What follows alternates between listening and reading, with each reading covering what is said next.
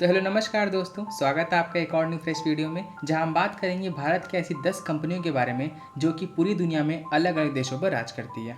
तो चलिए बिना किस देर के इस वीडियो को हम शुरू करते हैं। तो दोस्तों आज की लिस्ट में 10वें नंबर पे है भारत की ऑटोमोबाइल मैन्युफैक्चरर अशोक लीलैंड।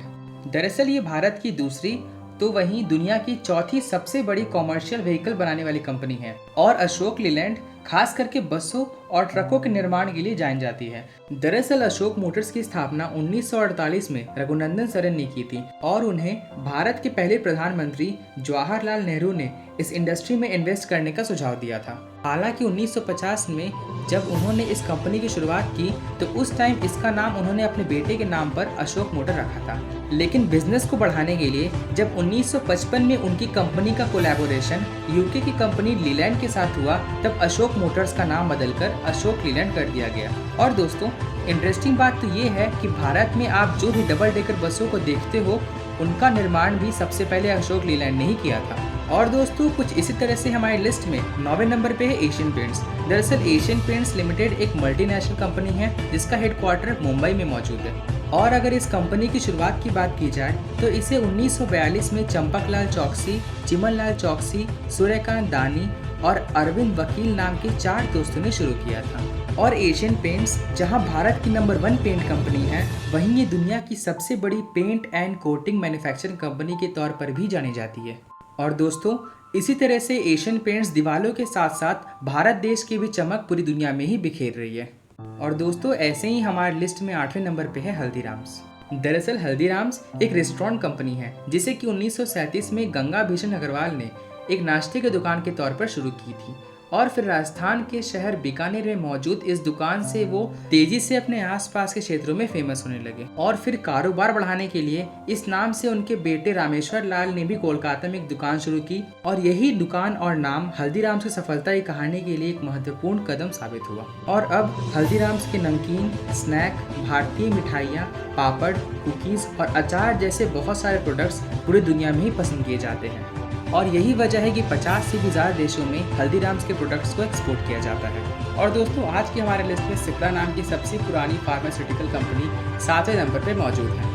दरअसल साल 1935 में डॉक्टर ख्वाजा अब्दुल हमीद ने इस कंपनी की शुरुआत की थी। हालांकि ये कंपनी पहले तो chemical laboratories and pharmaceutical company के नाम से जानी जाती थी, लेकिन बाद में इसके नाम को शॉर्ट करके सिप्ला रख दिया गया और फिर आगे चलकर इस कंपनी ने बहुत सारी ऐसी दवाइयाँ बनाई जो कि मानवता के हित में बहुत ज़्यादा काम आई। और 2 लाख से शुरू की गई इस कंपनी के आज के समय में रेवेन्यू 1700 करोड़ रुपए है। साथ ही ये भारत के अलावा दुनिया की कई सारे देशों में अपनी बनाई हुई दवाइयों को एक्सपोर्ट करती है। और दोस्तों कुछ इसी तरह से रिलायंस इंडस्ट्रीज आज की हमारे लिस्ट में 6ठे नंबर पे है। दरअसल 1973 में धीरूभाई अंबानी जी के द्वारा शुरू की गई ये multinational company energy, petrochemical, textile, natural resources, retail और टेलीकम्युनिकेशन जैसे क्षेत्रों में काम करती है। और रिलायंस इंडस्ट्रीज लिमिटेड भारत की सबसे बड़ी कंपनी तो है ही साथ 150 बिलियन यूएस डॉलर के मार्केट कैपिटल को क्रॉस करने वाली भारत की ये पहली कंपनी है। रिलायंस इंडस्ट्रीज कई सारे अलग अलग सेक्टर्स में आज भारत का नाम पूरी दुनिया में ही ऊंची की हुई है और भारत के अंदर इंटरनेट के लहर को दौड़ाने वाली कंपनी जियो को भी हम कैसे भूल सकते हैं।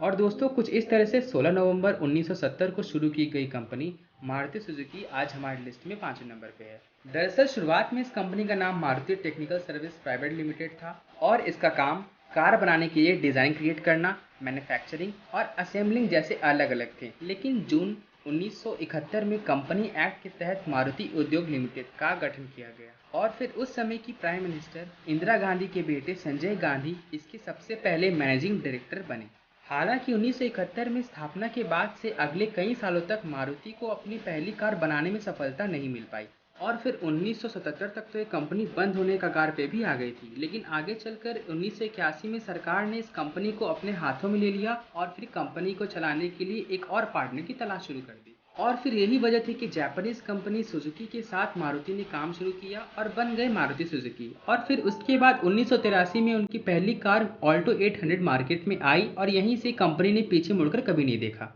और मारुति सुजुकी आज के समय में 125 से भी ज़्यादा देशों में अपने कारों को एक्सपोर्ट करती है। और दोस्तों कुछ इसी तरह से लिस्ट में अगर हम आगे बढ़े तो ब्रिटानिया इंडस्ट्रीज चौथे नंबर पे है। दरअसल ब्रिटानिया कंपनी भारत की टॉप फूड कंपनी में से एक है और साथ ही दुनिया भर में भी बिस्किट, केक, रस्क और डेयरी प्रोडक्ट के उत्पादन के लिए भी जानी जाती है। और हमारे पसंदीदा प्रोडक्ट जैसे कि good day, milk बिकीज, nutri choice और मैरीगोल्ड भी ब्रिटानिया के ही प्रोडक्ट्स हैं। और दोस्तों कुछ इस तरह से 1978 में शुरू की गई टीवीएस मोटर कंपनी आज की हमारी लिस्ट में तीसरे नंबर पे है। दरअसल ये कंपनी मोटरसाइकिल्स, स्कूटर्स और 3 व्हीलर्स के अलावा स्पेयर पार्ट्स बनाने का काम भी करती है। और टीवीएस मोटर भारत की तीसरी सबसे बड़ी मोटरसाइकिल बनाने वाली कंपनी भी है और यहाँ तक कि ये कंपनी हर साल 40 लाख से भी ज़्यादा गाड़ियों को बेचती है। टीवीएस मोटर ने इस साल अप्रैल में इंग्लैंड की रेसिंग बाइक बनाने वाली कंपनी नॉर्टन मोटरसाइकिल्स को भी खरीद लिया है और अब दुनिया की बहुत सारे देशों में ये भारतीय कंपनी राज करने लगी है।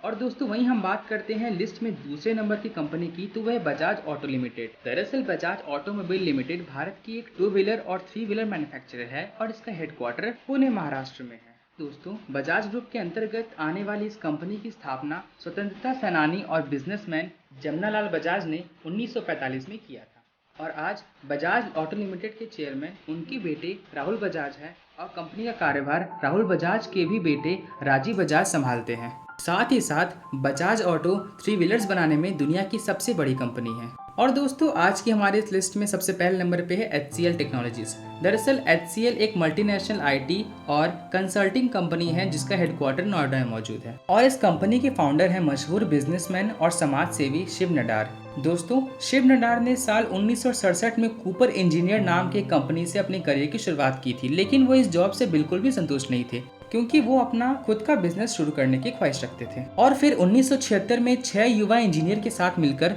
उन्होंने माइक्रो कॉर्पोरेशन लिमिटेड नाम की एक कंपनी बनाई जो कि टेली डिजिटल कैलकुलेटर्स बेचने का काम करती थी। हालांकि उन्होंने इसके बाद हिंदुस्तान कंप्यूटर्स लिमिटेड यानी HCL नाम की कंपनी खोली जो कि कंप्यूटर्स बनाने का काम किया करती थी। और फिर जब 1977 में IBM ने भारत छोड़ा था तभी HCL की बहुत ज्यादा डिमांड हो गई थी और फिर कंपनी ने सफलता की नई ऊंचाई को छूना शुरू कर दिया और देखते ही देखते इसने देश विदेश में अपने पैर फैलाने शुरू कर दिए और आज HCL 44 से भी ज़्यादा देशों में अपने सर्विसेज देता है। तो दोस्तों ये थे ऐसे 10 भारतीय ब्रांड्स जिनका बोलबाला दुनिया के कई सारे देशों में है। तो आज की वीडियो के लिए बस इतना ही।